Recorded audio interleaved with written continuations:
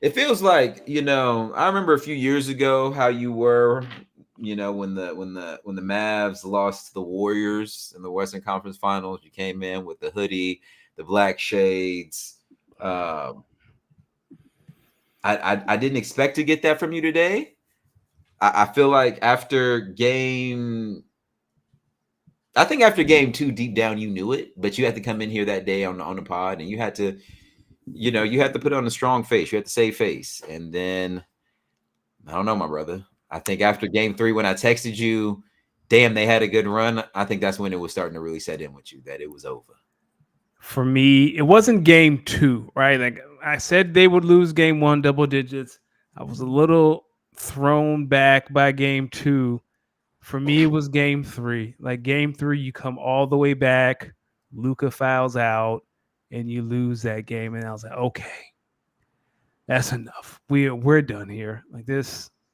And then of course, game four. The frustrating part about the whole thing was you could have lost game four Friday night. I could have slept late Saturday and had the whole weekend to recover. But no, you take it to Monday. I got to get up at 5 a.m. for work. So yeah, I got to watch all the way.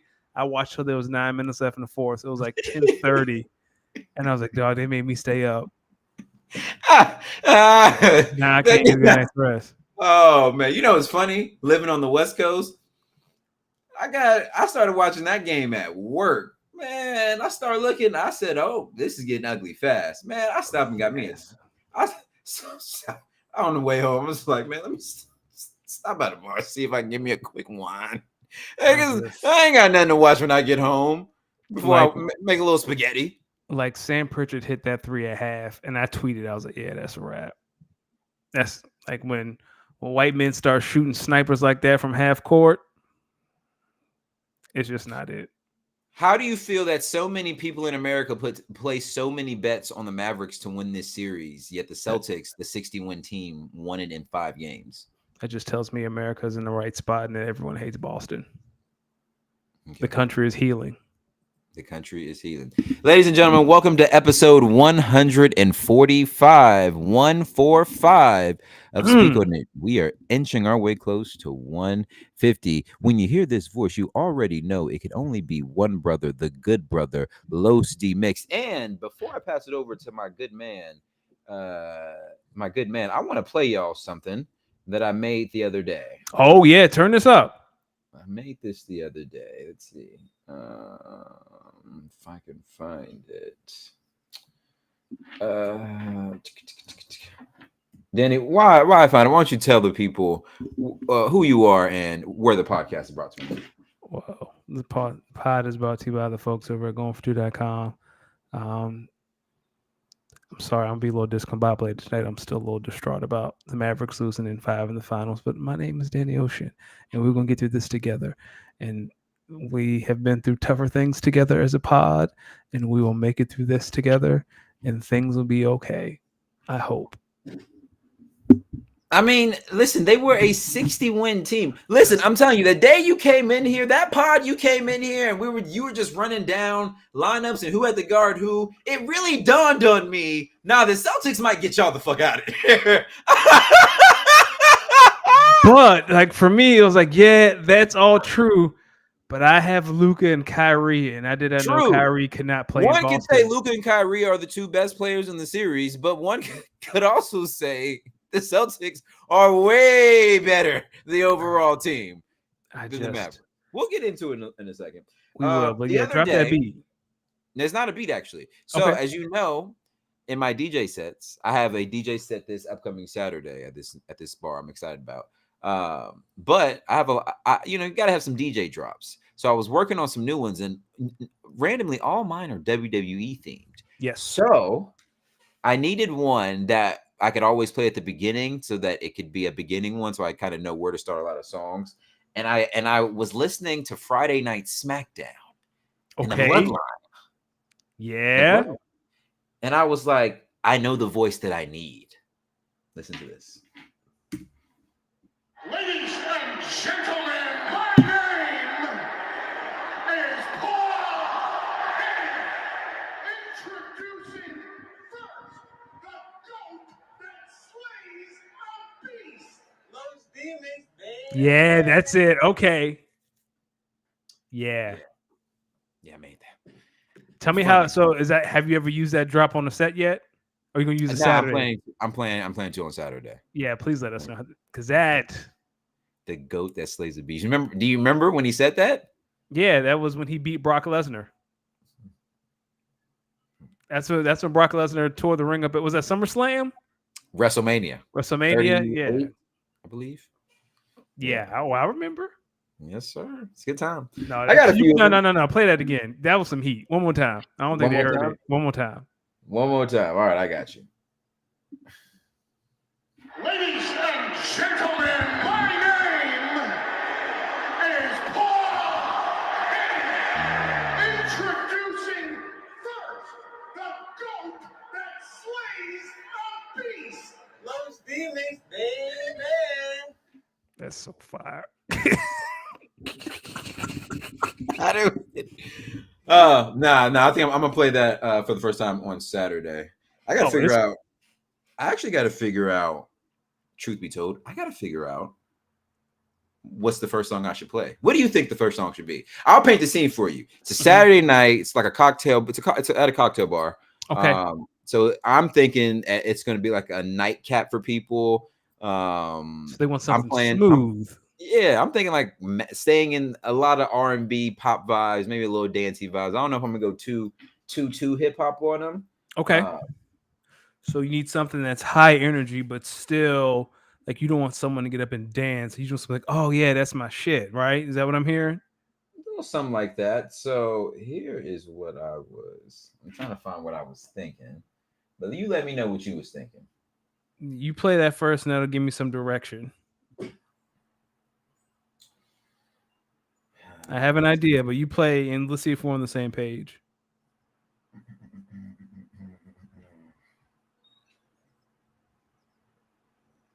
I want to kind of throw it back because I want to start off a little. I like starting off a little old school. Yeah, I was thinking that. Okay, is there a certain song? If we have the same song, I don't know. I don't know if we will have the same song.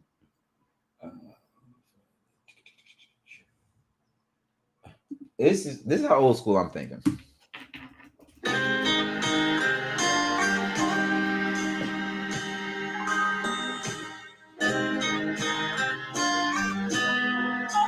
Nah, I'm talking old school. Yeah, that could work. Or talk to me. "Forget Me Not" by Patrice. I forget her last name. Do you know that song?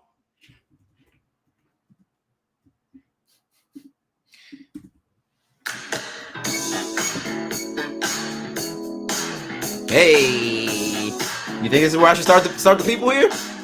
I think it's high energy, but no one's going to get up and start dancing. Or you could do like "I Want to Be Your Lover" by Prince, or "Never Too Much" by Luther. What if we get on some Billy Ocean?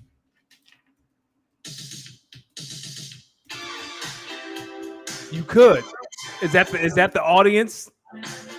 Well, I mean, I think it'll be a mixed crowd. I think. Okay. I want that Billy Ocean could work though. Like that could work 100%.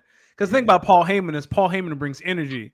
So like if that's the intro, like it's got to be something that's a little higher pace. You think so? Yeah. All right. What about this one? What if after the Paul Heyman, I come in with something like this? Yeah. Yeah. This for because the 30 and up crowd, they got to hear something before they get on home to the kids. Yeah, some Tiana Marie. That'll work. You think that'll work? Square Bills will work, or "Tell Me" by Groove Theory. That could also work. Okay. All right. No, but Tiana Marie is always a good choice. What about a little? You could. It's a little too slow? Yeah, my fear, like that might be a little too slow with the Paul Heyman intro. Because the thing about the Paul Heyman thing, you can hear the audience and like you feel his energy. What about if I started out for the lovers for real? Hold on. For the heartbroken lovers though. Come on. Talk to me. Oh, that's too sad. That's too sad. Yeah, I'm there with my shorty and this nigga playing this.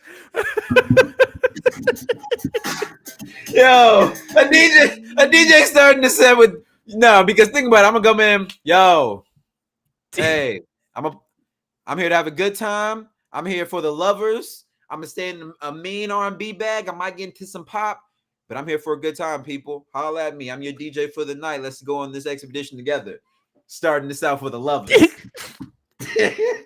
Dog, I will walk up to the booth and be like, it's okay, dog. I hope she call you back, dog. Speaking of which, I don't know if you listen to Don Toliver or not. He still calling, right? West Coast rapper. Don Toliver? No, I don't know. He signed to Travis Scott's label. He's from Houston, but he just dropped a new album. But he's got this song called Purple Rain with Future and Metro. Listen. Oh God.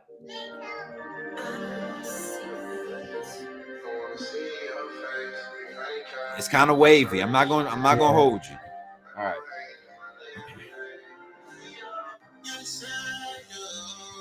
Let me speed it up. Oh yeah. This could work too as your first song. First time I heard this, I was in the gym. I'm like, this is still the build up. We 41 seconds in. I'm like, oh, okay. Where y'all taking it? I'm on the bench press machine, ready to. And then now I'm hearing that and I'm like, Hold on, here we go. So now I'm racking it. I'm like, I'm like, oh, Future about to go. Here we go. But I'm like, hurry up. We a minute and 5 in. How long's the song? Ooh.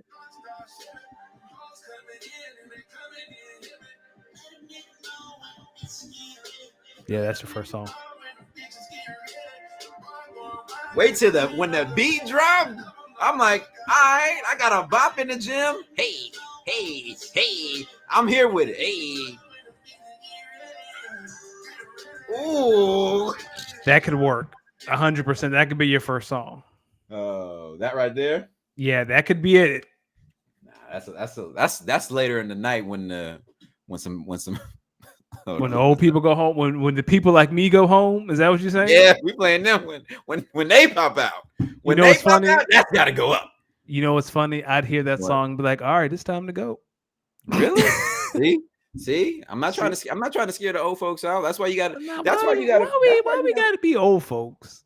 Well, listen. That's why you got to find like the remixes, right? Of like the old and the new, so that way like the old people like I got a Gunna Alexander. Hold on. Rodeo Drive could be a great first song. Hold on. Wait a minute. You might like this one then. You might like this. Let me find it. Here we go. I got a Gunna Alexander O'Neal Rodeo Drive mix up here. Yeah.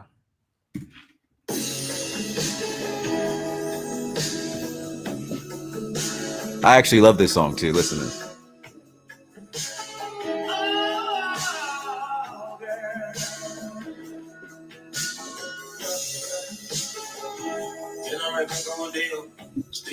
That's it. That's it. That's it. That's it. That's the first song. That's it. Look how you want me to start the people off with. That's it. That's it. Look how you want me to start the. That's it. Now play the drop and then that. Can you do that real quick? Nah. That's it. Like that's it. You think so? That's it. Man. That's it. Listen? Who would be more confused, the young folk or the new folk hearing that? That's the point. That's it. That appeals to everybody. Yeah. You think the old folks in hear that and be like, "Oh, we going back." They didn't hear Gunna talking about being on Rodeo. But someone who like me, like I know who Gunna is. I just don't listen to a lot of it. Like if you get a chance before Saturday, can you mix that and just send me like the intro and in that? I can listen. I'll practice tonight and I'll start off that song. That way you'll have it and you'll have the rest of the mix. How about that? That's you know what we should do tonight? We should just keep doing this and we shouldn't talk about the Celtics at all. No, we got to. So No, we listen, don't. why don't you continue talking about your Mavs losing in 5? What do you think was the biggest key to the victory when you look at it now in retrospect for the Celtics? Like, what were they able to do that was so effective against your Mavericks? Oh, they were able. Like we talked about it at the very beginning. You were able to throw multiple bodies at Luca and Kyrie and not frustrate them. Well, last night I think Kyrie was frustrated, but they had to work and they hit their threes. Like their spacing, there was one play ended with Al Horford corner three, and Doris Burke was like, "Yep, that's Celtics basketball." It goes a drive, the defense collapsed. Like Gafford comes in to help with Jalen Brown. Horford's a corner three, and Doris Burke's like, "Yep, that's Boston Let me basketball." ask you something. Why did Indiana give you guys such fits, but a team like the Mavericks could not? I said this. I think Boston plays down to their competition. So if you play down to your competition, that means you also play up to your competition. Well, we can't say that because they Indiana had some success against Boston in the regular season and the in-season tournament as well. Yeah. And I mean, you could say in the postseason they just couldn't close it out. So there's something that Indiana is doing versus Boston that is effective. That's true. And I have no idea I don't know what the Pacers do better than the Mavericks. Maybe the Pacers the Pacers do. They are one of the faster teams. The Mavericks had success when they pushed the pace in game 4. So maybe that's the difference. And maybe it's their own ability to space. The Pacers can space the floor a little bit better than people think. They just can't play. Yeah. They just can't guard anybody. Yeah, and Miles Turner can hit the three. So they can play Boston basketball against Boston, and they can speed up the pace because I think that's the way you get Boston. That's how the Mavericks got them in game 4. Luka, he didn't hit a single three. Everything was in the paint because he pushed and pushed and pushed. And I think that's the way you had to beat the Celtics, and the Mavericks just couldn't do it. Like they ran out of gas last night. Hey, give credit to them. They were the better team. Yeah, they were. Boston was a buzzsaw. Like you said, after game 3, you texted me they had a good run. I was asleep. I saw it the next morning. I was going to text you back, but there's a 3-hour time difference. You were asleep, but I was like, yeah. Well, I'm an early riser. Man, it's just listen, I keep going back to it. They were a 60-win team, and they were blowing a lot of teams out. Yeah. Like when I go back to that, and you start thinking about that, and then like some of the, albeit they were maybe playing teams injured or not. Hey, they were playing who they had in front of them. Yeah, and they were outside of Indiana. Nobody was really having success against this team. Nope. When they're hitting the threes, Indiana, and I'm literally saying, what did y'all do? Because Indiana gave them 4 games of straight hell.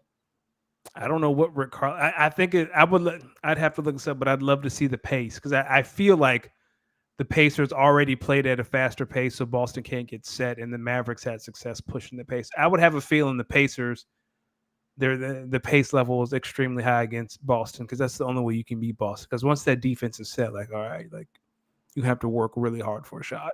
Yeah, it was.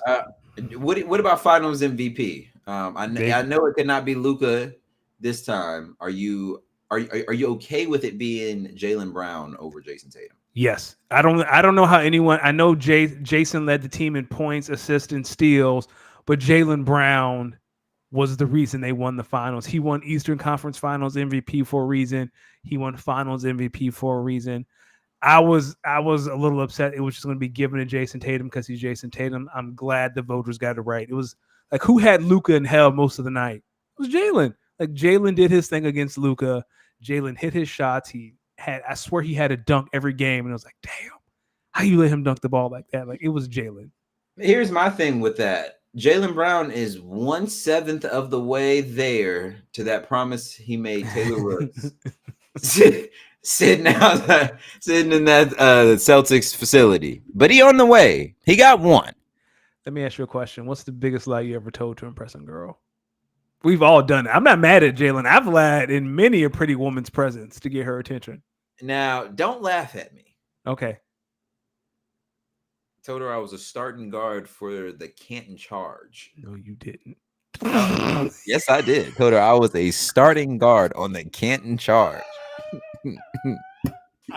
But I had recently gotten hurt, so I was in the city that I was in. But I said, but when I play, I average smooth 12. Did it 12 work? and 10. Huh? Did it work? Oh yeah, most definitely it did.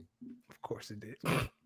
Most definitely it did. Now, I later found out, maybe like 6 months later, that Shorty moved to Alabama, went batshit crazy, and shaved her head. Whoa. Won't he It do it? wasn't because of me. It was because whatever the fuck she had going on. I smelled a little crazy when I met her, but sometimes you just gotta overlook that. Hey man, won't he do it? Won't he hide you? Won't he keep you in the pocket? Hold on. Oh man. Listen. It to this day I look back on it and I said, what dummy would look at me and say Canton charge? People believe what they want to believe. I don't think I have a lie that good. The only reason why I got Canton charged because my homie, one of my homies, he actually was a very tall player, like a very tall basketball player. Mm-hmm. And I was like, yo, why don't you play in like the NBA or the G League? And he was like, who the fuck I'm gonna play for? The Canton Charge? And I was like, that's even funnier. I was like, hold on. Is that a real team? He said, look at you. You don't even know G League. Yes. So I said, oh, you've given me some ammo now. You said bet. I That's said funny. bet. Let me ask you something. Did you think Porzingis is actually going to play in that game yesterday, or you think that was all smoke and mirrors? No, I thought he was going to play. Here's the thing. He thing. didn't play much, did he? He played just enough for them to stretch that lead to a point where the Mavericks couldn't recover. For me, last night, it was if Boston didn't win last night, they were going to lose the series. You think so? Yeah. You had to put everything into winning last night. Yeah, I mean, because I was talking to a coworker today, and I was like, we all know if we would have went to a game 6, we was going to get a game 7. And we know Luka game 7. One game. We know what he can do in one game. So if they didn't win last night, the Mavericks have won. But talk to me in this offseason. If you are the Mavericks GM, how are you retooling this roster to get better? I'm finding a way to trade Maxi Kleber and Tim Hardaway Jr. because I think the top of the roster is fine, right? PJ's there, Gafford's there, Lively's there, Luka's there, Kyrie's there. I start feeling around the league. I start to go star hunting. Because this is year 2 of a 3-year deal. Kyrie is going to be in his mid-30s. Like, he might have 1 or 2 more years at this level. And you got to start prepping for Luka's max extension next year. He's going to sign the biggest contract in NBA history. But wouldn't it make sense to, if what I'm hearing is that you may want to, instead of star hunting, maybe young talent hunting. Yeah. Go find a young up-and-coming, maybe on the rise guard that you maybe package a Tim Hardaway Jr., Maxi Kleber, a couple picks for. So this is what I do if I'm the Mavericks. I trade Tim Hardaway Jr. regardless, and I try to take that money and sign Derrick Jones Jr. back. If Derrick Jones Jr. doesn't take that money, then I try to see if I can package Tim Hardaway, Maxi Kleber, and maybe a second or first round pick, and I call Atlanta and I say, is this enough to get DeAndre Hunter? And then DeAndre Hunter takes Derrick Jones' spot. Like, for me, like that's what you're trying to do. Someone of why DeAndre Hunter? That's like DeAndre Hunter. He's like your prototypical wing, right? He can defend multiple positions. He can shoot the 3. Like, that's kind of what you're looking for. But he can't really stay healthy.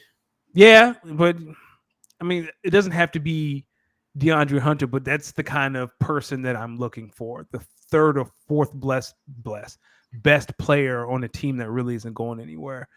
Like, what do the Pistons have to offer? If you are the Mavs, do you give Brooklyn a call about Mikal Bridges or Cam Johnson? I don't think the Mavericks have the ammo to go get those guys. So they have their 2025 first-round pick, and then they have their 2031 first-round pick. Like, you're looking for a team that doesn't mind the salary dump of Tim Hardaway Jr. because that's going to be the biggest piece. Like, who can I dump the salary on? I'll give you a second-round pick. I just don't, because then the Nets turned down multiple first-round picks from Mikal Bridges this year, I read. Yeah, but listen, Joe Tsai, whatever his name is, he don't know what the hell. He don't know what he's doing. Like if you can sucker him into doing that, then sure. But I don't know what Tim Hardaway, Maxi Kleber, and a first-round pick get you. Do you think the Mavericks go out and try to get a Kyrie? I mean, not Kyrie. Try to get a PG? Nah, I don't think. I don't know if you have the space for PG. what the money PG is looking for. So Kyrie didn't get a max; he got close to a max. And again, next year Luka signs, I think it's a 5-year, $395 million extension. Like that's right around the corner. So I don't know if you want to tie yourself to me big ask you something. salaries. Do you think Luka Doncic has an attitude problem? I think he spends a lot of time complaining to the refs when he can use that energy elsewhere. But I don't think Okay, it's an but attitude I need you problem. to answer me this question. Do you think Luka Doncic has an attitude problem? What do you mean by attitude problem? Because that's like, does he think he's too good for the team, or? No, I don't. Do you think his antics, maybe complaining, he doesn't take the team into consideration while doing it? Oh, 1,000%. Yes. There's a few times where like he just hasn't played defense or he hasn't really Yes. gotten back because he's complaining to the refs and not looking at the bigger picture. So do you think that maybe some of that behavior in his actions, maybe like if you're the Mavericks, how do you go about maybe trying to correct that? I don't know, because it sounds like everyone in that building has tried to talk to him about it. That doesn't stop you from giving him that contract. He's been first team All NBA since in the league. Like, he's getting that money. I just don't know who you can bring into the building that can be that can get through to him, because he acknowledges it, right? He's like, yeah, I was complaining. I spent too much time yelling and hollering at the refs. But he doesn't fix it. So on that front, yeah, there's definitely, and that's been a problem. And did it cost them the finals? I wouldn't say that, but man, like, I remember those 2 possessions back to back in Boston game 3. He's just sitting on the ground complaining, and like they get 2 dunks. Like that. Like, how much did they lose game 3 by? They came all the way back. He fouls out, but they lost by like 6 or like those 4 points came back and they mattered because you were sitting on the ground complaining. Like, that's the kind of stuff I think Luka needs to. So if you're Jason Kidd, I mean, we know Jason Kidd is a respected voice in any NBA locker room, but if you're Jason Kidd now, who do you think to bring in? I don't know. Like, I don't know who out there that's available that you can bring on your coaching staff that could get through to Luka, or even a veteran. Like, what old head? Because this year was Markieff Morris. Like, what old head is out there? Because the idea was it was going to be Goran Dragic. Like, that was the plan for years, but it just never worked out. Because Luka respects it. Yeah, Luka respects Goran Dragic. Like that, like they're friends. So who is out there that you think Luka would listen to? That you have a realistic shot at getting? I don't know the answer to that question. Like, who has he played with in his time in Europe? Who is he friends with in the league? Like, who could tell Luka on the bench right now, hey, dog, stop being a bitch and go play defense? They need to go get, what's my man name? You know him. Udonis Haslem. Hey, man, there might be a fight. But it's I don't know. I don't know how he feels about Udonis. Or you go and get like a Stojakovic. Maybe or like a Ginobili. I don't know who you get, but I don't know. But someone has to get through to him like this. Tony Parker? Maybe Tony. Well, Tony Parker's a Frenchman. You gonna listen to a Frenchman? You wouldn't? No. That's not racist? Yeah, let me ask you something. Why do they say minorities can't be racist? Is that true? I feel like racism, you can be prejudiced, but I feel like racism is a term that's rooted in power, right? Like, so if I hate someone who is not black, I don't have any power to do anything about it. I feel like that's the difference between prejudice and racism. But I'm sure someone is going to let us know. Because that don't sound crazy to you? What? That definition prejudice versus racism? That don't sound a little crazy to you? Well, let's look it up. We have computers. I think you're right. I'm saying I think you're right. What you're saying. I'm asking you. That don't seem a little crazy to you? Yeah. So basically, what they're saying is, because if it's white, it's racist, but if it's anything else, it's just prejudice. Yeah. Who has all the power? I wasn't redlining black people. We weren't redlining ourselves. hold on. So Oh, this is three going men off the walk, rails. three men walk into a room. A Right. white man, a black man, and an Asian man. The Right. black man and the Asian man say the same crazy statement. Yep. The white man walks in and says the same crazy statement. Who The has? two, Go ahead. Go ahead. I have the answer to this question. Go so ahead. what you're saying is the black man and the Asian man is race. I mean, it's prejudice, but the white man is just racist. The white man has Jim Crow. What is the equivalent for black people? Like, that's what I'm saying, right? That's what I'm saying. Like one group of people have a history. What if they just did some crazy stuff to like their own kind? Where they from and their history? So they be racist in those countries, and we would be prejudiced. I suppose. All I know is when black people or any other group of people had sound crazy to you, pro-blackers. Y'all serious, pumping the air, super fist. This don't sound crazy. I'll say this: when black people or any other group of people have a figure like Jim Crow hanging over our head, then we can have that conversation. Until then.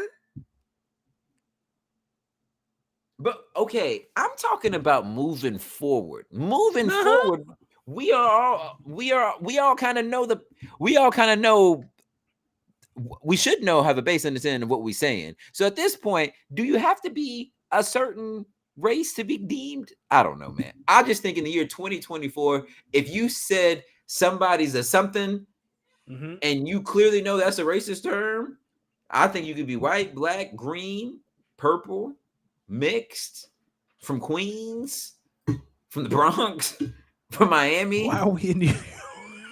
I think you could just be racist. Like You could be. What? Listen, I can tell you, if a white man call me N-word and an Asian man call me N-word, I'm not calling one prejudice and one racist. I'm just gonna punch both of them. You know what? I'm not. Yeah. See, here it is. Here is the definition of racism: prejudice, discrimination, or antagonism by an individual, community, or institution against a person or people on the basis of their membership in a particular racial or ethnic group, typically one that is a minority or marginalized.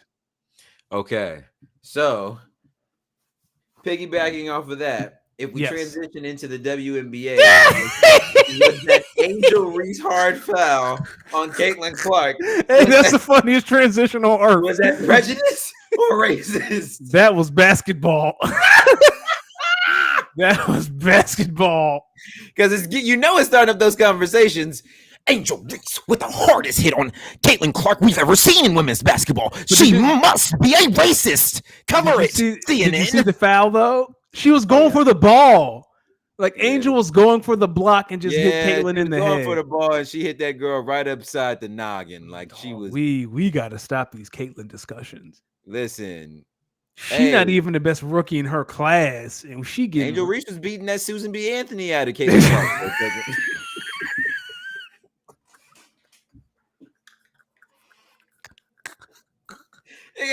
You gotta. Sometimes you gotta pop out and show us Susan B. Anthony real quick. You gotta pop out and show him real quick. I don't know.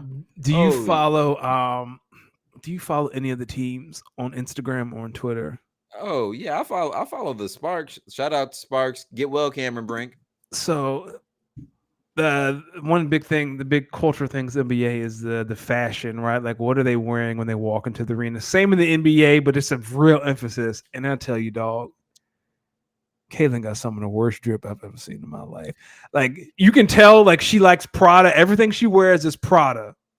Like, either she got a Prada sponsorship or she got that check from Nike. Like, we're going to the Prada store. She had on like this jean jumpsuit the other night from Prada. And I was like, girl, Angel should hit you again.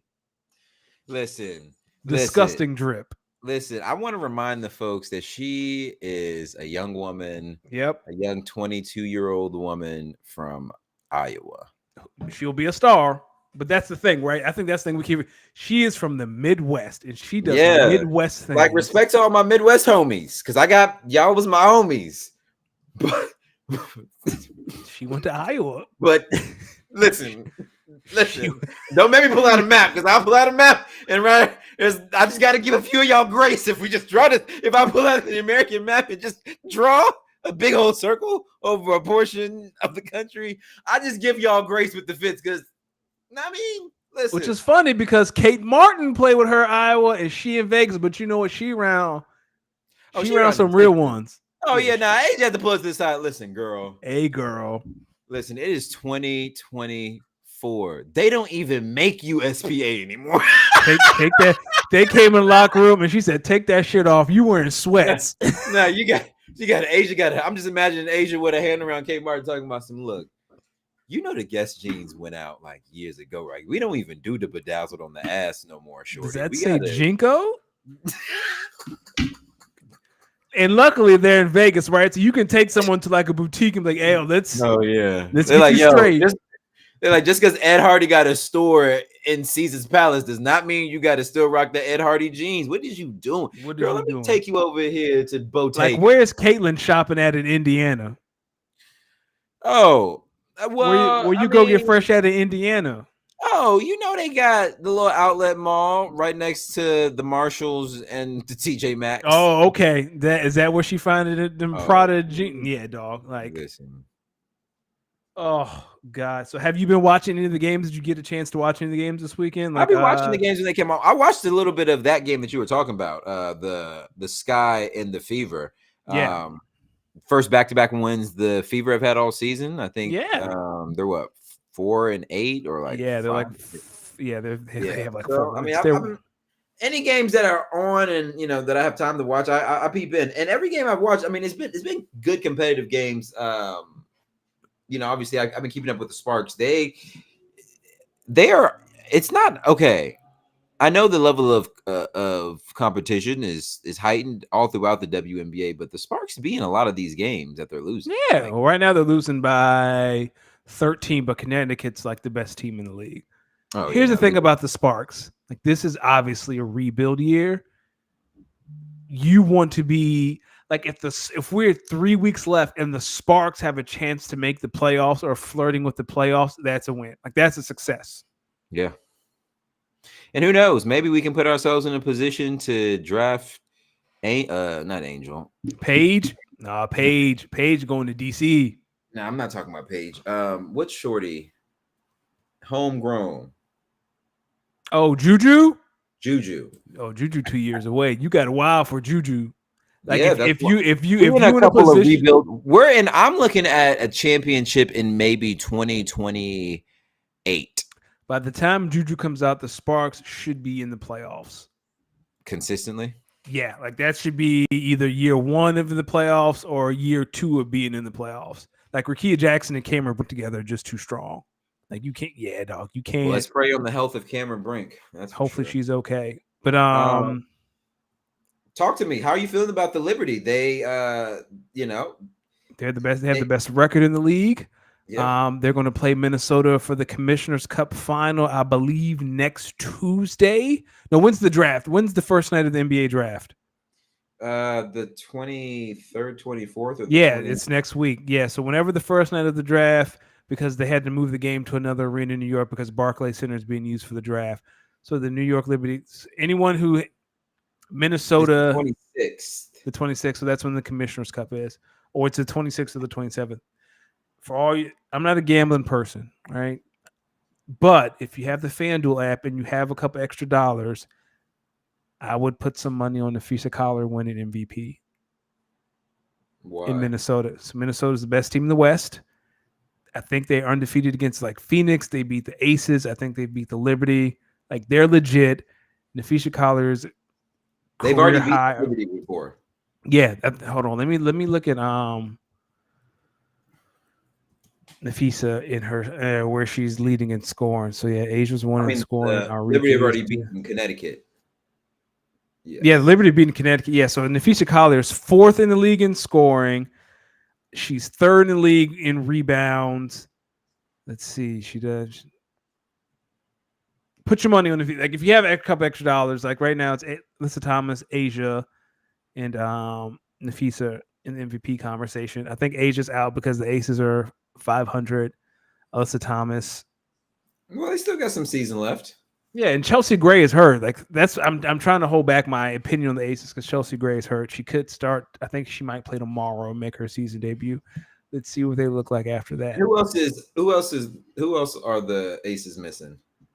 It's just Chelsea. So Chelsea Gray has been hurt since the finals. Jackie Young was sick last week. Like they just haven't had a chance to play together. So you're asking people like Kate Martin to step in, and be the sixth person for that team as a rookie, which is hard. You're asking, what's the old girl's name? She's hurt too, but she really doesn't play a big part. Like you're asking Sydney Colson to come in and play real meaningful minutes, which she can, but I would like that would not be my game to game, playbook. Like, oh man, we got to play Sydney 12, 13 minutes a night. Like that's not ideal. Mm-hmm. But we'll see what they look like when Chelsea gets back. But I'm Nafisa Collier, if you got some extra money, I don't know what the odds are, the MVP odds are right now, but I would definitely put like $5-10 on her to win MVP. Like she's balling. Okay, I'm excited. We'll keep up with it. Anything else WNBA related, or you want to hop into the NFL? Oh, let's talk NFL because this league is hilarious. Oh, one of the funniest leagues. So I think it was Monday or Sunday. A video pops up of Brandon Aiyuk on a FaceTime call with Jaden Daniels, number 2 overall pick. They're both Arizona State alums. Mm-hmm. And he tells Jaden Daniels that the Niners apparently told him, Brandon Aiyuk said, that they do not want him anymore. Danny, are you buying into this? Everyone, if there's ever a professional way to quit your job, just do what Brandon Aiyuk is doing. I ain't never seen no one try to get fired so hard a day in my life. I'm impressed. I'm not even angry at him. Like this is just that he had his girl post about it. He had his friend or his friend or his brother post about it. He has consistently been like his subtweets like money talks bullshit walk, and now he got a video talking to Jaden Daniels in DC saying, "Yeah, they don't want me no more, bro." And it's going to work. The only problem is I think his trade value is diminishing, and maybe that works in his favor. I don't think it does. Why would his trade value diminish? Well, if it's known that they don't want him, right? Like think about it in the sense of basketball terms. You have a star, they're disgruntled, they want out, they want out. So other teams know he wants out. So you're not going to offer as much as you would if he didn't want out. Because he's going to leave. He's going to get his way. So you're going to take pennies on the dollar to get this headache, or it's just going to get uglier, right? Like that was the thing with Kyrie, right? Like the Nets wanted a whole bunch, and it's like, no, we know he's going. We know you don't want him, and we know he doesn't want to be there. So neither one of you have leverage. So you're going to take this deal, or you're going to leave it, right? Same kind of thing with Aiyuk. Like I think it's clear the Niners don't want him. I think they do, but they want him at a certain price. If he wants more than that price, then we're at an impasse. And it looks like he's not afraid to be a headache. So if you're the 40, you call John Lynch, say, yo, you want this headache, or do you want this 3rd round pick and going about your business? What do you think the asking price for Brandon Aiyuk is currently? Oh, a second round pick, definitely. And you think so? Off of what? One really good year? I don't see the hype for Brandon. If we can be honest, I feel like he had his best season last year. So you can say one really good season and then a bunch of other seasons that built up to last season's good season, but last season was still his best season. So like the numbers are kind to him. Like the advanced numbers, the regular numbers are very kind to him. But what is outside? He's a great route runner, but when have you ever seen him like just take over a game? I mean, he's had stretches, right? I think where I think the 49ers may be coming from is where he was when he started versus where he is now, night and day. So yes, I feel him on he wants his money because he's worked his ass off. Where the 49ers are saying, okay, we've only had one good year where your play probably really took over games. Let me ask you a question. Who would you rather have, DJ Moore or Brandon Aiyuk? I might say Brandon Aiyuk. Who would you rather have, Amon-Ra St. Brown or Brandon Aiyuk? I'm going Amon-Ra St. Brown. There's your contract between Amon-Ra and DJ Moore. Which is fair. But I think Brandon wants the Amon-Ra. Like, that's the floor. And that's the impasse. Yeah, because I could see the GM being like, hey, buddy, we want to pay you, but you are not better than Amon-Ra. I would say you're talking about someone with like 100 plus receptions basically since he walked in the door. Yeah, like we're talking about someone who's been productive from the beginning. Like, yeah, like I'm not, again, I'll never be mad at a player trying to get his money. Oh, well then you should be mad at this motherfucker getting his money because the Jags just paid Trevor Lawrence. He's tied with Joe Burrow for the highest paid QB in the league. Danny, as a proud Trevor Lawrence hater, let me know your thoughts here. I mean, we talked about this last week. I didn't think he would get Joe Burrow money. I thought he would get top 5. I thought he might get more like the Jalen Hurts contract, like between Jalen and Lamar. No. He got Joe Burrow money, which is shout out to his agent. I don't think he and Justin Herbert have done nothing in my eyes to deserve this kind of love and hoopla. But shout out Youngblood getting his money, man. Get your bread. I know Joe Burrow looking around like, yo, dog, I actually went to a Super Bowl here. What are we talking about? I'm sure Patrick is like, oh, really? I know, right? He's like, yo, y'all don't even know. If I really want to, don't even understand. I think the Chiefs are. I mean, Patrick's looking at the Chiefs like, yeah, y'all lucky. I don't want to just up the skull on y'all because I'd really set this thing on fire, but I don't want to do that. I like winning too much. I'm set this rich. Motherfucker on fire, and y'all'd have to pay me or what? Somebody. What you gonna do? Yeah. So back to what we were saying. The DJ Moore. So DJ Moore signed a 3-year, $61 million contract. That is, he is an unrestricted free agent in 2 years. Amon-Ra this offseason signed 4-year, $120. So yeah, like if I'm the Niners, I say, hey Brandon, we can do 4 for $105, $110.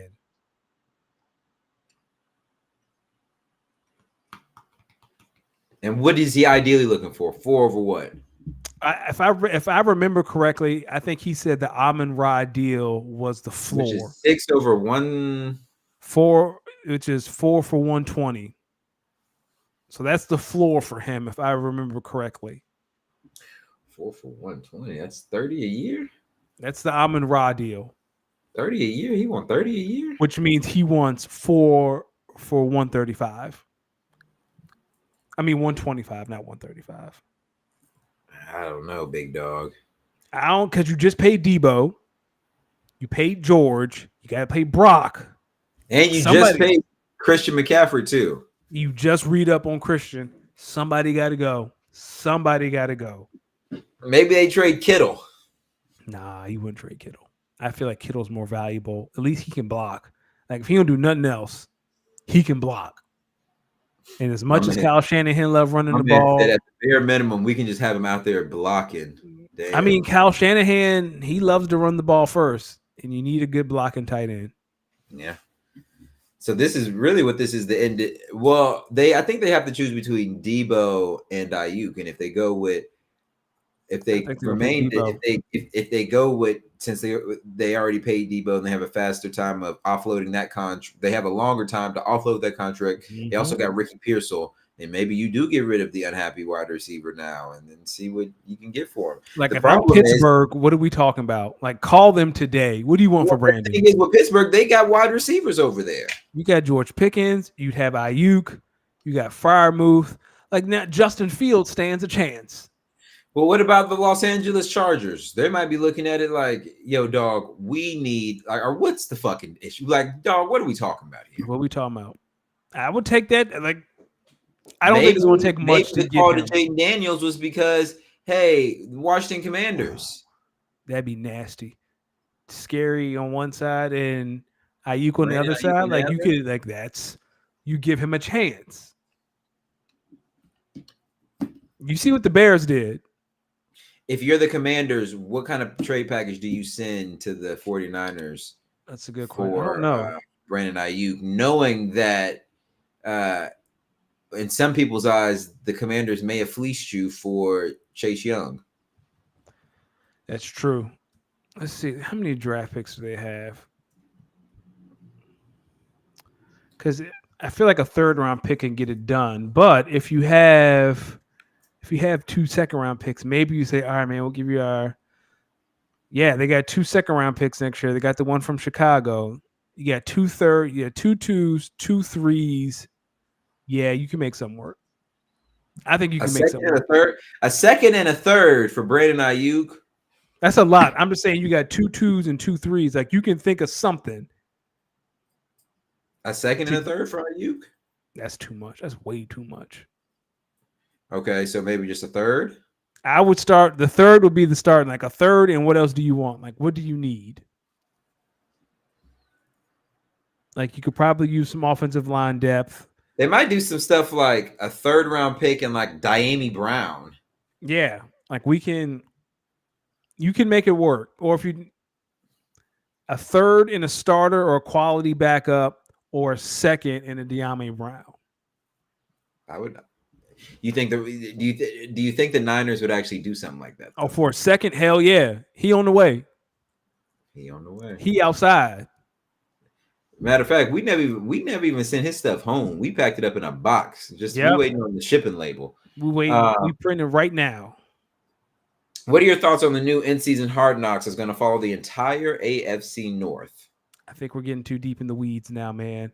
Like you and I talked about this years ago. Like there comes a point where the market becomes saturated, right? Like we got Monday Night Football, Thursday Night Football at the end of the season, Saturday Night Football, Sunday night. Like you're taking what's special about it away because you're giving us too much. I feel like we're getting that way with Hard Knocks. Hard Knocks is cool because we get to see how NFL teams cut the rosters down to 53, and we get to meet some people and follow their journey through training camp. I feel like that needs to be the cap. We don't need to follow season-long storylines because some of it feels manufactured. I don't care what the Browns are doing week 8. I don't care about none of this stuff because it's going to be Justin Fields and Russell Wilson. That's hate. Why That would is you hate. care about what the Browns are doing? I mean, I don't care about what any team is doing over 17. Why don't you want to hear about the dysfunction that's going to go down in Cincinnati this year when the Bengals barely make the playoffs, lose in the second round, and now they're faced with the reality that they have to pay Jamar Chase and T. Higgins in the same offseason, and they don't have the capital to do so. Why wouldn't you want to see some of that writing on the wall in the locker room as that happens? Why wouldn't you want to see the locker room as the Pittsburgh Steelers lose their 5th straight in a row? Russell Wilson leads the league in interceptions with 19, and Justin Fields is just waiting on his time. And every time he's played in all fourth quarters of these blowout losses, he's played well. Why wouldn't you want to see how the locker room kind of waits for Mike Tomlin to finally start him? Or maybe over in Cleveland, the nasty man is nasty playing out there, and now they're looking at it like, yo, we let Joe Flacco go for this? Here, as someone who was a Carson Wentz believer and then became a Carson Wentz hater, one of the hardest things to watch, I don't know if it was Hard Knocks, it was Amazon. I remember that they followed the Colts that year. I think it was Hard Knocks. And then it was that last game of the season in Jacksonville. And Carson stunk up the joint. And you can just tell the sideline like hated him. That was like one of the most painful things to watch. I remember that game. Oh, like, I might have texted you after that game. Like, yo, get this guy the fuck out of here. Like, but did you watch like the Hard Knocks episode of that game? Oh, yeah. It was extremely painful to watch. I don't want to, again, for me, what makes Hard Knocks special is we got 5 weeks. Yo, I might have to go back. Yo, hold on. No. Like, that was so painful to watch. And you can tell Frank Wright knew, yeah, this train coming to a stop. This might be it for your boy. Why you say that? Well, because Frank Wright is the one who was like, oh, yeah, I had Carson in Philadelphia.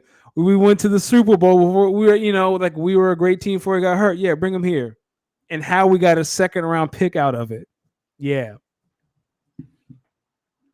Hold on. Most painful episode ever. Why you do that? What up, Jamie? Jamie said, how many times be bumping that new Eminem? Never, Gucci. That's the greatest interview ever. When Gucci looked that man in the eye and said, "Oh, you be bumping that new Eminem?"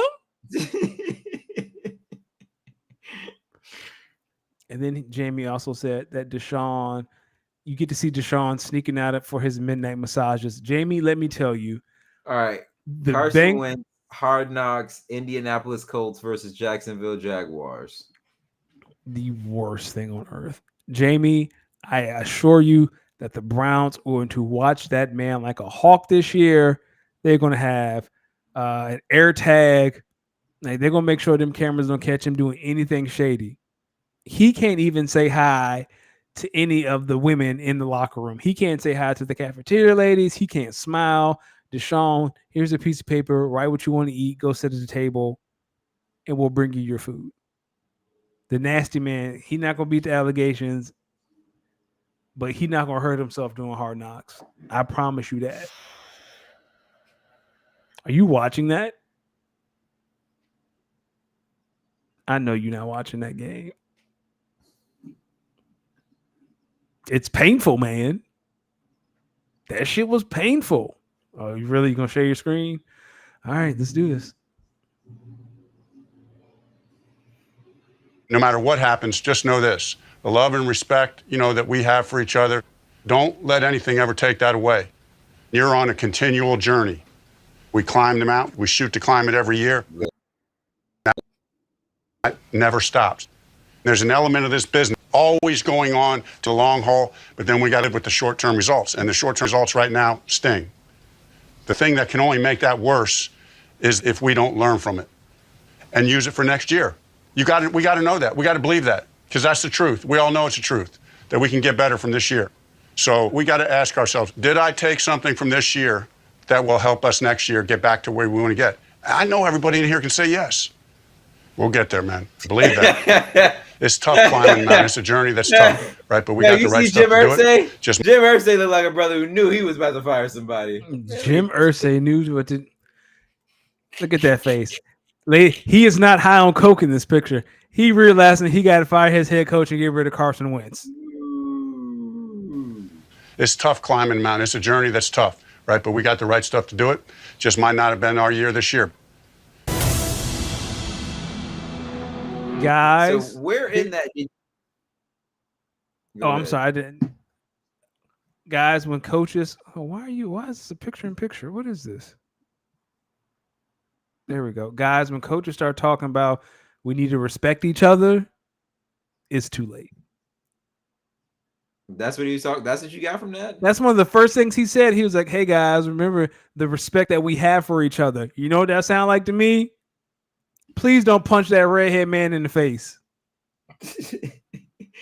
Hold on. Was that episode 9? Yeah, that was the preview for the finale. Because I believe that's after the Jags game. If you can find the Hard Knocks footage of the sideline during that game, when Carson is sticking up the joint, and you can just tell they want to fight him. We're gonna watch this all season. You got it? No, I'm trying to find it. Go ahead, you talking. Yeah, I don't want to watch that.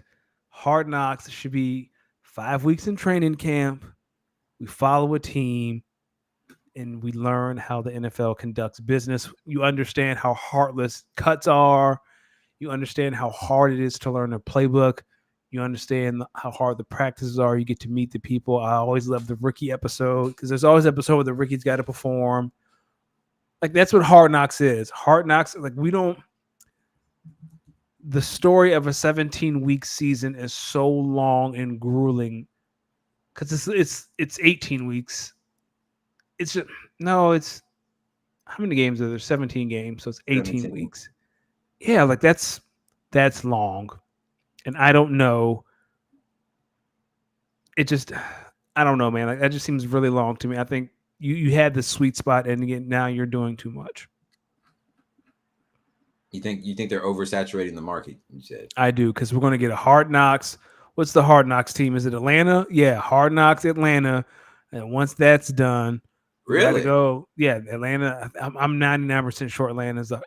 Like it's just stopped there. That's what I want to see. How do the Falcons handle Michael Penix and Kirk Cousins? But let me make sure. I'm pretty sure it's Atlanta.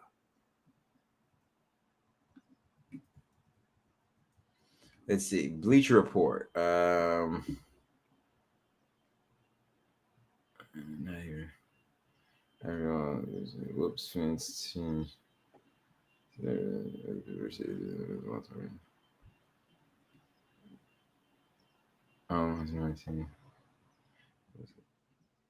I'm sorry. It's the Bears this year. It's not the Falcons. My bad. It's the Bears. I was gonna say. So we get the Bears, and then we get the whole NFC, the AFC North for 18 weeks. I get like to me that just sounds like a lot. And if you're going to do the AFC North, then we got to talk about the nasty man's case. Like if we're going to do this, let's do this. And I don't know if we're going to get that. What's wrong with you? You can't dance around it. Like you're gonna have to talk about the nasty man's case. You're gonna have to talk about the allegations at some point. Am I wrong?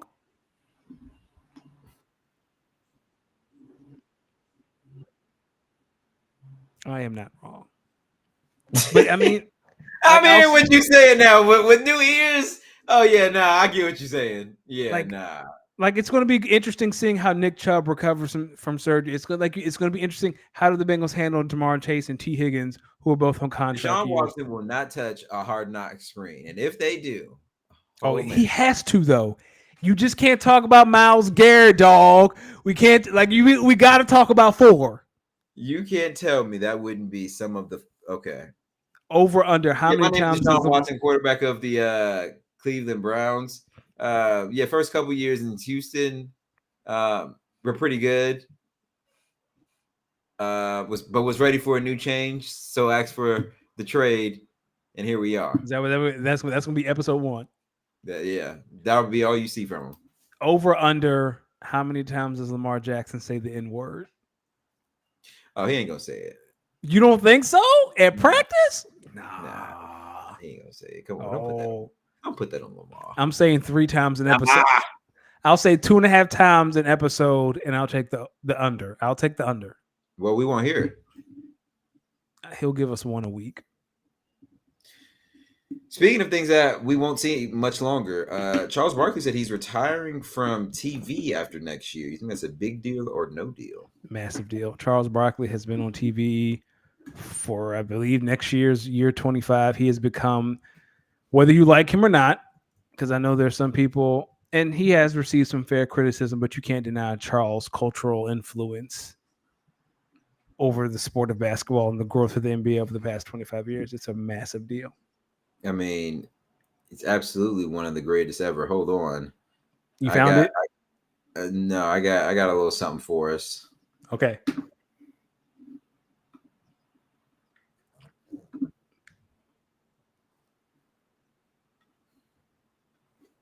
Just some of the greatest.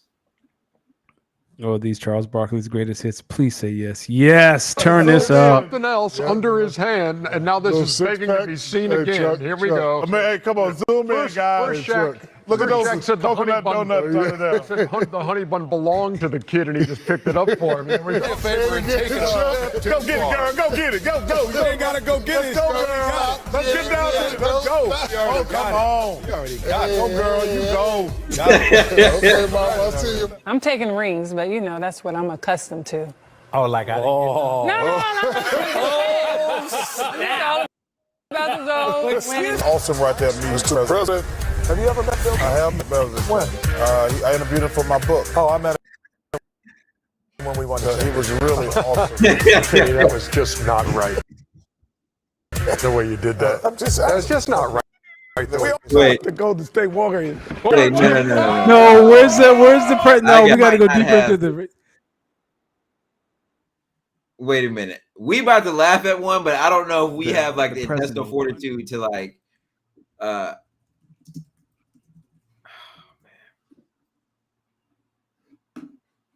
While you find it, that president one is so funny. If you can find And if you're listening or watching, like, go find that President One and him talking to Kenny about Bill Clinton. That might be low key his most funniest rant ever. Wait, go ahead. So that conversation ends, right? Charles is like, Kenny, Bill Clinton could walk in the room and he would know who the hell you were. He would tell you go get him a soda.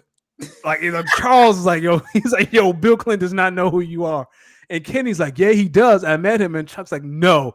If Shaq and I walk into a room, he'd be like, oh, hey, Shaq. Hey, Charles. And if you walk into the room, he'd be like, hey, can I get a bottle of water?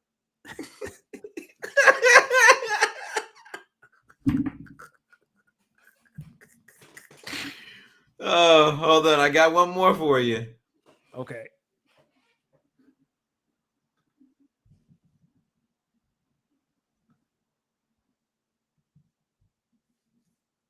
Oh, yes. Stuff, RGO, about okay, these guys trying to get in their locker room and they go through the back door and everything. So what are you hearing? What happened? Did anybody actually confront anybody with all these attempts to do that after the game? Well, it was an emotional, chippy game, and it did spill over into the hallways. At the moment, right now, I'm in the Rockets locker room. The team is gone. They all headed to the bus. Actually, out of their team bus, there is a police presence just to make sure that nothing else develops or escalates. From the Clippers side, I just spoke to some players walking away. They continue to maintain, hey, we were in our locker room. They came to us. I spoke with members of the Rockets team who basically their response was they didn't like the attitude of the Clippers. They didn't like the feeling that maybe a player on their team was attacked. I said, which player? Was this about Chris Paul? And the teammate said, yes, this was very much a rallying around Chris Paul. They have each other's back. He said this team is very together, and they're always going to that way. And his other the way he closed it was interesting. He said, we're going to see this team 2 more times. We will remember this. So this feeling, this tension between the two teams will continue on across games. Roscoe and Woody, thank you very much. They're not laughing at me. No, They're laughing at the incident. the whole They don't believe these guys. Charles laughed. I know why you're Hey, laughing. I played in the NBA years, and I've been on the TV for 18 years. It's the first time I heard police presence. Wait. They got a police presence? Are you kidding me? Wait, come on, man. Numerous social media reports that LAPD was called. LAPD was called. See these two, man. I know why they're laughing at me. Come on, man. Because they would. Oh, man. No, the issue Man, is y'all gotta stop it, man. they would relish Come on. for a guy to come in the locker room after them. Hey, Chuck. So, Hey, Chuck. I don't know Hello, what this is. police. I don't Oh, wait. know why. Hello, police. Yeah, here comes the Chris best Paul part. trying to beat me up. This is Blake Griffin. Chris Paul trying to get in the locker room. Get down here and save me. Wait. Hey, this DeAndre Jordan. Mike D'Antoni trying to get in the locker room. I certainly doubt that it was Clipper players who were requesting any kind of. Somebody had to call the police. Two guys who would relish guys coming in their locker room Come on, man. are laughing at the fact that Jack, Chris Paul. Oh, man. Yo, could you imagine? Imagine you in an NBA locker room and some people out there trying to squabble real quick. Yo, dog, come up in here if you want to. We will beat y'all's fucking head. We don't Not need anybody. Chris Paul is out here. He want to fight y'all. Yo, tell that. Tell them to come up here. We will. Yo, that takes me back to remember that one Kevin Hart bit who was like, "I give you permission to cuss." You tell her to mind her damn business. Speaking of the Clippers, have you watched Clip on FX? Have you started that? I don't know if I can sit there, brother. and really watch it with a straight Please face. do it. My wife and I have been watching it. It's supposed to be a drama, but it's low key satire. It's the funniest thing on TV right now.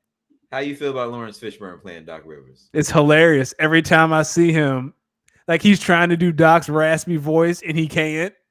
Because only Doc has that. It's What the only hell was Doc Doc has smoking on to get that voice. Hold on. Where's Doc Rivers from? Because I think he's from the Deep South.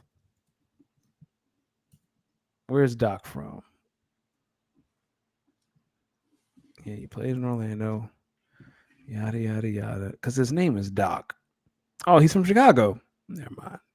That's why he got a voice. He had to sound like a man so he didn't get beat up. That was his version of that's what a man sound like as a kid. And it stuck.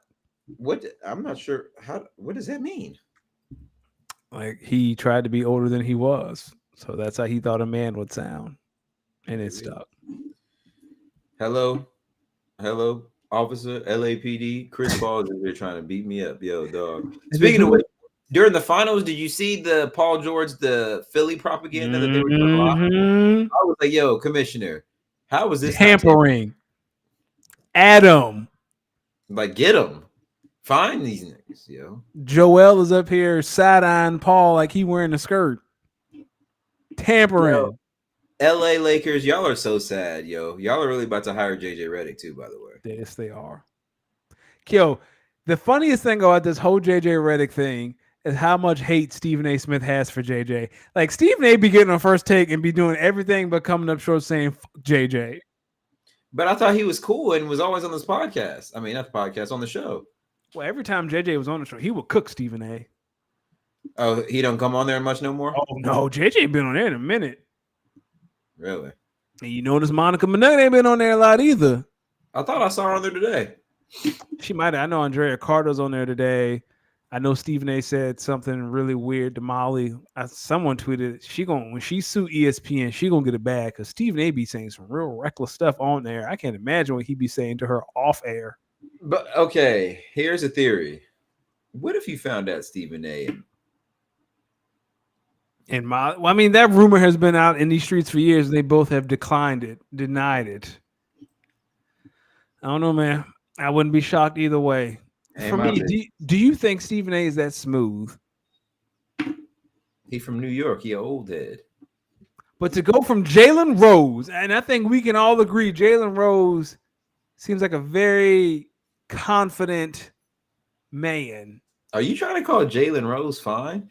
We need to shift this conversation immediately. What the fuck's going on here? Whoa! What? I hate you. I'm so glad Achilles not here. What? Oh man, listen. When I need a good laugh, I just think about that painting that Achilles had with Jesus, Tom Ford, Tom Cruise, Snoop Dogg, and Old Yeller playing fucking poker. He got one of them old black grandma. Oh, that's the best part of the show. He didn't show the other side of the camera with the plastic on the seats. What about Clash at the Castle? What were your thoughts? I'm gonna get mine out the way. I'm gonna let you go. Triple H. Every day without Roman Reigns. Just gonna keep on tallying it down. Triple H. That was a corny way for Cody to win, by the way. Yes. Also, how dare you take the tag team belts off Jade and Bianca? They just got started. How dare you? What was that? They were their native. Somebody had to. A Scottish person had to win a belt in Scotland. To please. I know Jade and Bianca beef is coming, but it has not been that. It hasn't been long enough. Like Jade Bianca needs to be WrestleMania. Why do you think their beef is coming? Oh, they're two powerhouses. They're the two strongest women on the roster. They have to fight each other. The beef is coming. Well, it's too soon. I'll be ready when that beef starts. How'd you like Uncle Howdy's intro last night? It looked like Chad Gable had took a bullet to the skull. They had Chad Gable with a bullet hole in the side of his head. Listen, I'm conflicted because obviously, you know, it's hard to do the Wyatt family without. Yeah, 100%. But hey, you know who that is? Bo Dallas. It is Bo. You know what I can't wait for?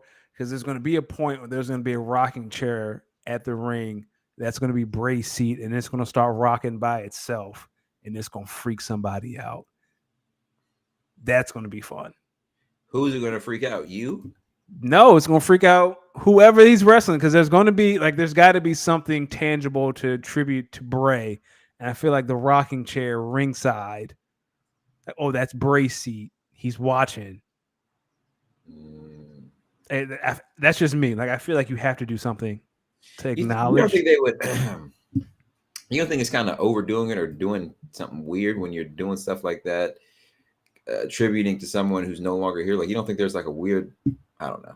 You know what I'm saying? I think there's a way to do it that's not corny because I hear what you're saying, right? Like, at what point are we taking advantage of someone's death for entertainment? I feel like there's a fine line to that. But last night when they had all the backstage, it looked like a murder scene. It didn't look like people got beat up. Like I said, it looked like Chad Gable had a bullet hole in the side of his head. What are your thoughts on Chad Gable and that new little? You like it? I like it. Like I feel like whatever momentum Chad Gable had, he lost it last night when he got shot in the head.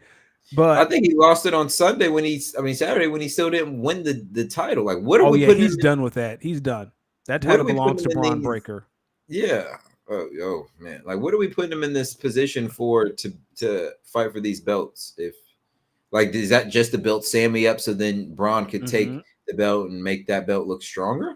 Yeah, and I think Chad Gable losing in these matches makes him angrier, which means he gets angrier at Otis and those people. So he keeps losing, he keeps getting frustrated, shit rolls downhill, and at some point Otis is like, all right, that's enough. Okay. Which is getting close to. I feel like that has, I wouldn't say Money in the Bank, I'd say SummerSlam.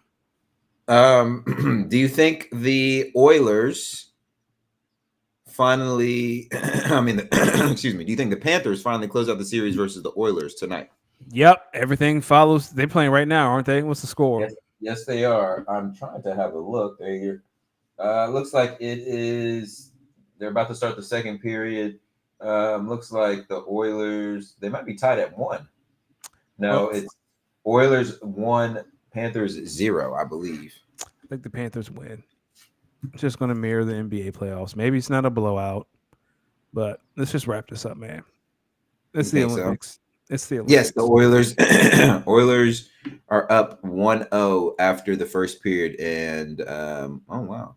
Well, I can tell you right now, if if they lose Game 5, this series is coming back to.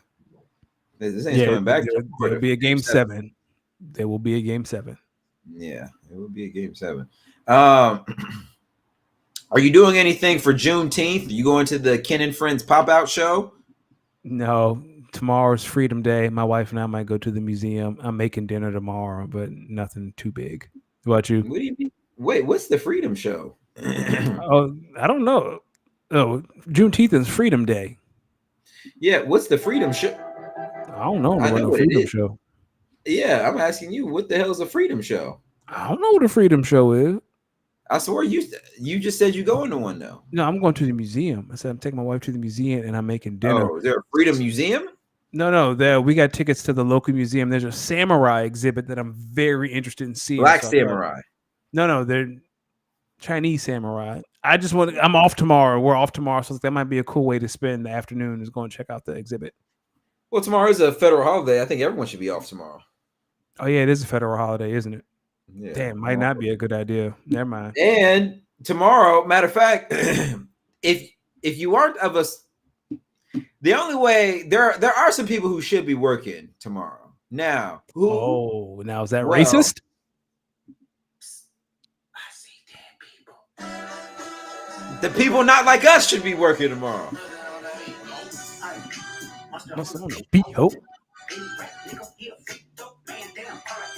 Whoa!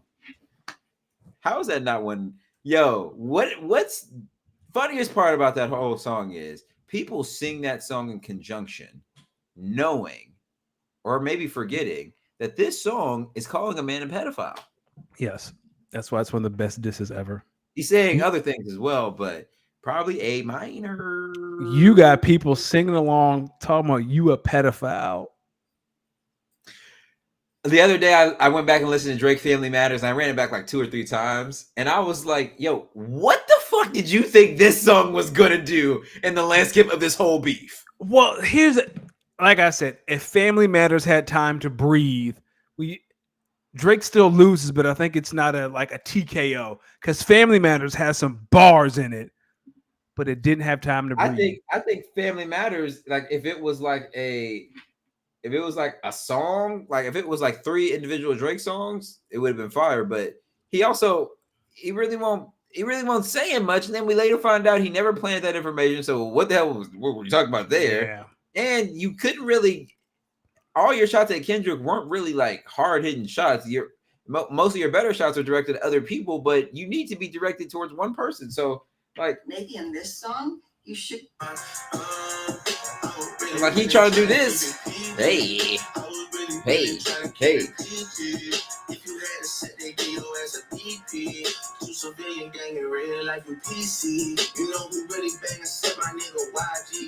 Now, what are we talking about here? Like, what YG? What YG and CB got to? Or you talking about their gang affiliations? First off, they don't want you saying that on record. That's the biggest rapper ever. Second off, yo, get at Kendrick.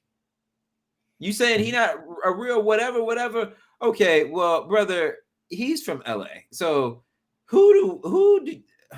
whatever. All I know is Meet the Grams is the nastiest of all these songs. Listen, a brother couldn't get at me like that. Like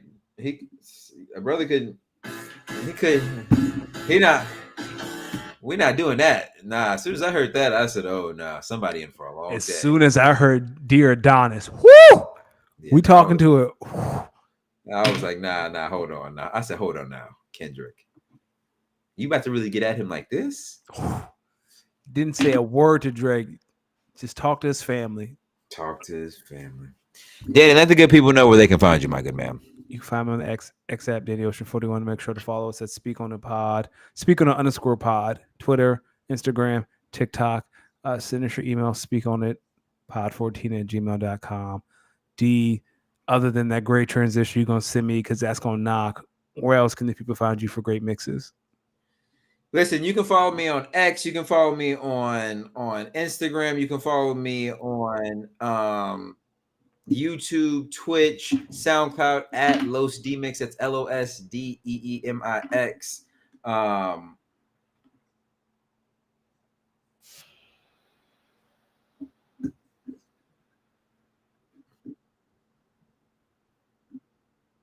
Okay. See y'all next week. Oh, here we go. This guy lost it, man. It cannot hold it, man. Yeah, we almost lost it all the time. Yeah, we did have the great ball-headed man. shot. And Ernie, you went and saw the movie Air, right? Yes, I did. It was great. Highly recommended. Highly recommended. The whole story I'm going of Nike and Michael. Yeah. Very good. You all right? It's good to be back here, isn't Yes, it? it is. Isn't it? I miss you guys. Just another fun night. So many of them in this regular season. We have. Obviously, every night that we're in the studio here, and here with Adam Lefko and Candace and Jamal Crawford. And so the guys upstairs. I just showed that to say, hey, we're gonna be here to see the entire finale of the Inside the NBA season next year. Now that the NBA season is officially over, I can officially say next year. Sad times. Danny, you doing anything? Doing anything this weekend before we get out of here? Nah. Oh, it's my wife's birthday Friday, so I got a whole day planned for us on Friday. You? Well, I'm DJing on Saturday, so there's that. I'm Right. excited to DJ, excited to be out DJing again. And then after that, I don't know. I might see what the festivities are. Is that Big T? Oh, I thought that was Big 4-5. I thought, hey, I got to hear what he got to say. He might say something funny. Good night, y'all. See you next week. It's not DNA, it's USA.